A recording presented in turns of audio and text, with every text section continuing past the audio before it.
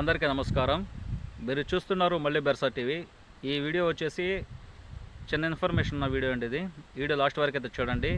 కోళ్ళు పెంచేవారికి చాలామందికి ఈ వీడియోలో చెప్తున్న విషయాలు చాలా ఉపయోగపడతాయి. వీడియో అయితే లాస్ట్ వరకు చూడండి. అందరికీ నమస్కారం అండి. ఇక్కడ మీకు ఒక కోడిపిల్ల కనిపిస్తుందో చూడండి. బాగా ఎంత హెల్తీగా ఎంత యాక్టివ్గా తిరుగుతుందో. ఇది ఇప్పుడు తీసిన వీడియో అండి. గత 5 రోజుల క్రితం కోడిపిల్ల ఎలా ఉన్నది ఇప్పుడు కనిపిస్తుంది చూడండి. ఇది చాలా డెల్లుగా ఉంటూ మునగ తీసుకొని ఒక దగ్గర నిలబడిపోతుంది, పట్టుకుంటే దొరికిపోతుంది.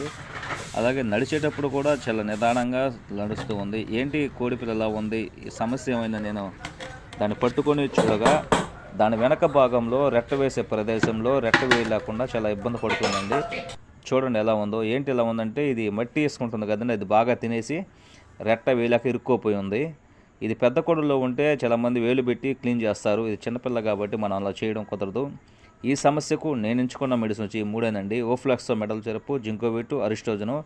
ఈ 3 సిరప్ 1 ml చొప్పున మనం 5 రోజులు అయితే వాడుకోవాలి. నాకైతే మొదటి రోజే రిజల్ట్స్ బాగా కనిపించింది. అయినప్పటికీ నేను 5 రోజులు అయితే వాడాను.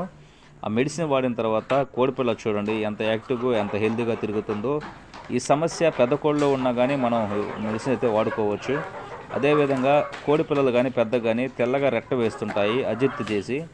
ఆ సమస్య ఉన్నప్పుడు కూడా ఈ 3 మెడిసిన్ చాలా బాగా అయితే పనిచేస్తాయండి. మీకు ఇలాంటి సమస్యలు ఉంటే ఒకసారి మెడిసిన్ అయితే ట్రై చేయండి ఫ్రెండ్స్. Thank you.